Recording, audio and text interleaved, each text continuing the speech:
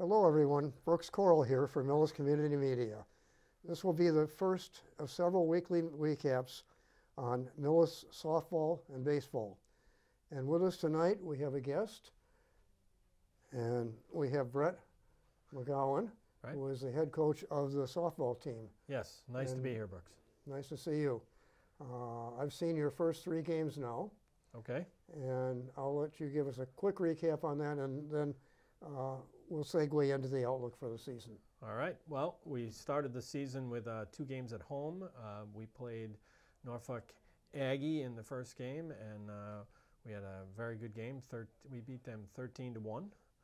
Then we played a team from Ayer Shirley High School just yesterday, as a matter of fact, and we had a good game against them, and it was a 9-5 score, and again we won. And today we played Medway at Medway on their turf field, which is definitely different than playing on grass, and they got the best of us today. So, but that's going to happen during the season. Yeah, you're not going to tell us the score, though. No, we don't want to talk about the score. Okay. We took the loss. Well, it was a tough day for the Mohawks, but I was proud of the way the kids rallied. Yeah, they fought hard. That's one thing about this team that I'll say is they fight hard. They don't give up. They've got some players. They've got some great captain leadership, and they just keep fighting right to the end. Yeah. Now, as I look at the roster, it's a fairly young team. Yes, teams we have one senior, and that's Frankie P. And she's a great leader on and off the field. She was last year the most valuable player in the Tri-Valley League. And again, today she came to play. She was just a home run shy of the cycle today. But she's a great leader. And then I have 5 juniors, 4 sophomores, and 3 freshmen. Yep. And I would say that's on the young side, and it looks like the girls are doing very well. Yes, they come to play. The juniors, I have 3 junior captains this year, as in Izzy Jewett. She plays shortstop. She's a great leader. Great attitude out there, takes charge. Abby Powers, who hit a home run today, playing in center field, and she takes charge out there in the outfield. And then Riley Caulfield, who is our starting pitcher, who has now pitched in all 3 of our games. And she does have 2 wins. And against Ayer Shirley, she had 14 strikeouts in that game. Wow. So. I've been impressed with Riley from the start, because usually the pitchers aren't expected to hit much. Oh, and I was surprised with the first game against the Aggies that she's the leadoff batter. She is the leadoff batter. She is one heck of a player. Yeah. She comes to play. She brings the right attitude, and she is so smart out there on the field. Yeah. She is a huge asset to have on your team. I was impressed with the way the kids backed each other up on these fielding plays, too. Yes, that's something we've worked on, communication, making sure we're backing each other up. I mean, today I had Kara Rice back from an injury, and she ran in from left field and backed up a throw at third base the ball did get by, but she was right there. So, again, just smart heads-up baseball. That's what I tell them all the time. That's the way I want them to play. Smart softball wins games. Great. Brett, how do you see the outlook as the season is going to unfold now? Well, we play 18 total regular season games. We play in the Tri-Valley League, which is a very difficult league to play in. And then we have 5 out-of-league games, which we've already had 2. Just after April vacation week, we are traveling to West Boylston to play them. They lost in the state title game last year, and they returned their team. And then to end the season, we play 2 out-of-league games against Ursuline and Fontbonne. Oh. So if you could forecast, are we definitely going to be in the running for the tournament? Well, I hope so. Yeah. But I think with our strength of schedule and the way that we play, and we play very aggressive, I think we will qualify for the tournament. That's my goal. Qualify for the dance. And just get in there and then let the cards fall where they may. Last year, they were a 27 seed, and they went out to Pittsfield and won. And then they got a home game, and then they went back out to Turner's Falls. So they were much better than a 27 seed. We are we are a good team. Now we just got to strive to be a great team. Yeah, okay, good. Any other players you want to tell our audience about while we're here? Well, I would start with Abby Powers out there in center field, takes charge, a lot of speed, positive attitude. And again, one thing I pride the team on is academics come first. And I want them to make sure that they're getting good grades as well as being athletes on the field. And then Riley Caulfield that we already talked about. I also have Isabella Briones playing, and she can play anywhere that I need her to play. Today she played some second, she played some first, she's been in the outfield.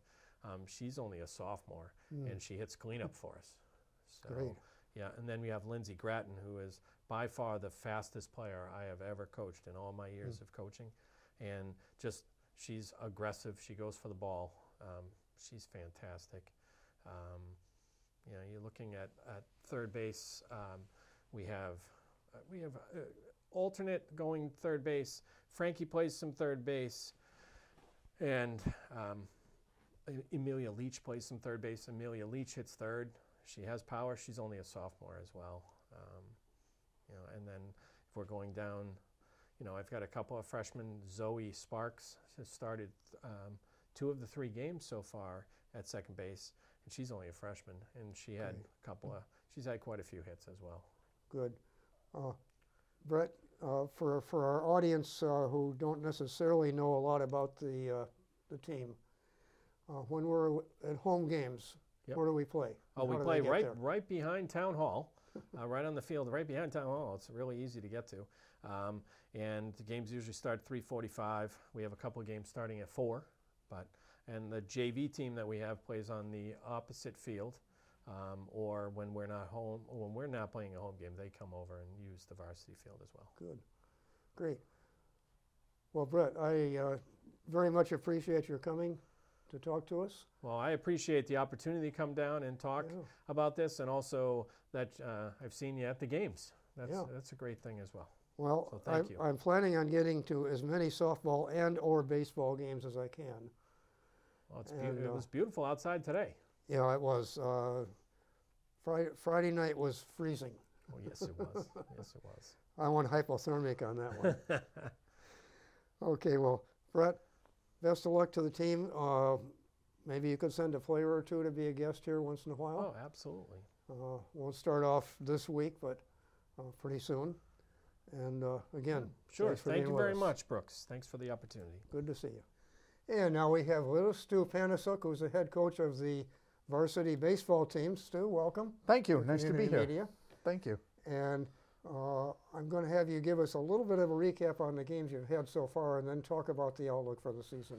Sure. We've had 2 games so far, both losses. We lost to Oxford 10-0 on Friday, and weather that was more or less made for hockey. And then today we played Medway. We played much better today, and we lost 6-1. But we played, for the most part, errorless ball, and the kids were getting the bat on the ball today, and they really look good. So, great. What's your roster looking like this year? Well, I have 14 players this year. I have one who won't be with us this year because he blew out his knee playing football. Oh. Yeah, he would have been my number 2 pitcher this year.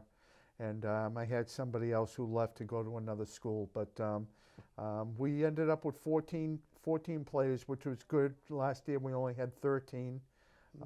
So, yeah, things are looking up. Good. The program's starting to look up. Mostly experienced, or a lot of freshmen and sophomores? I have 4 seniors, 2 juniors, and I have 8 sophomores.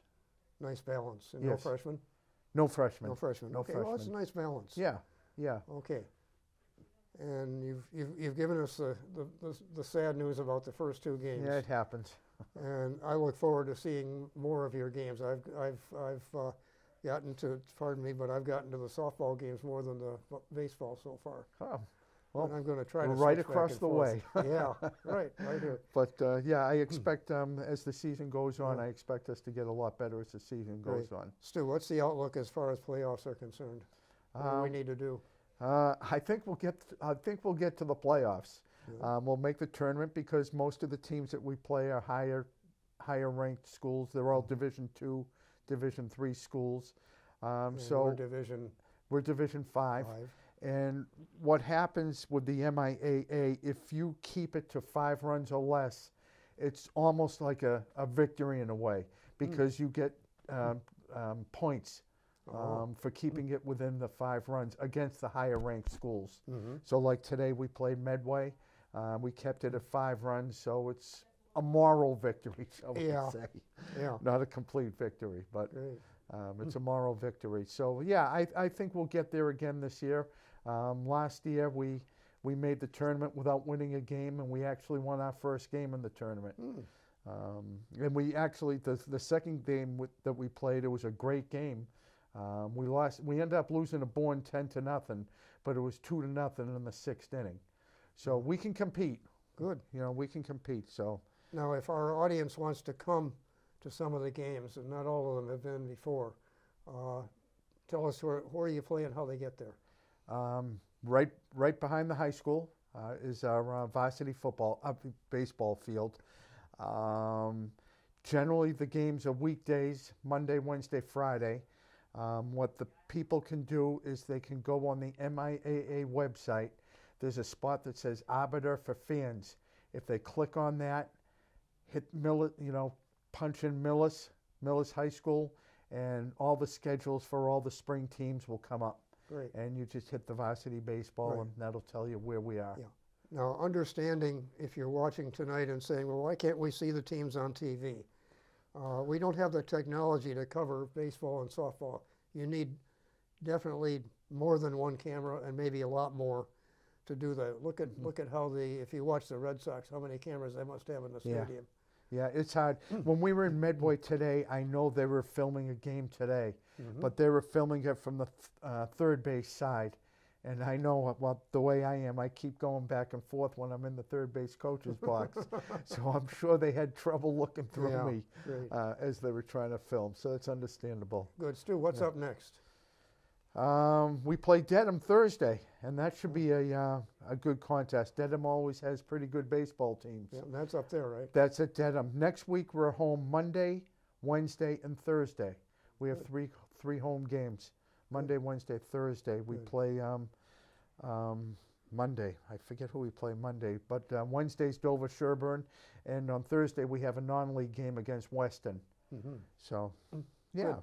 Stu, any particular players you want to have people watching? We have.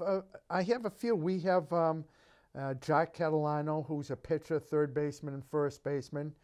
Shea Ferrantino is our senior shortstop, and John Arrico is a fabulous center fielder. And those 3 are all seniors. Today we had Talon Shepardson pitch for us. He pitched a great game. He's a sophomore, so he has something to look forward to. We also have Nick Holman in left field, another sophomore who's playing very well too. Those 5 make up a nice little core of this year's team. But as the season goes on, I think everybody will improve. I saw some good signs in today's game. Good. That makes me think that we're going to be okay. Good. Well, thank you. Anything else you want to say to our audience as far as the outlook of the season? Come down and watch us. All the support we can get. I'm sure the kids would love it, and I recognize a couple of those names from the football season too. Yes, by the way. Yes. Yeah. I know Jack is a three-sport player at Millis. I know he plays soccer, basketball, and baseball. Shea plays a couple of sports. We have quite a few players who play multiple sports, which is good. Good. Okay. Well, Stu, thanks for coming. Thank you for having me. We're going to do these recaps roughly weekly. Okay. I won't call on you every week, but if you want to bring a player with you next time, you can. Sure, that'd be great. I'd love to do it. Okay. All right. Good. Look forward to it. Thank you. Thank you.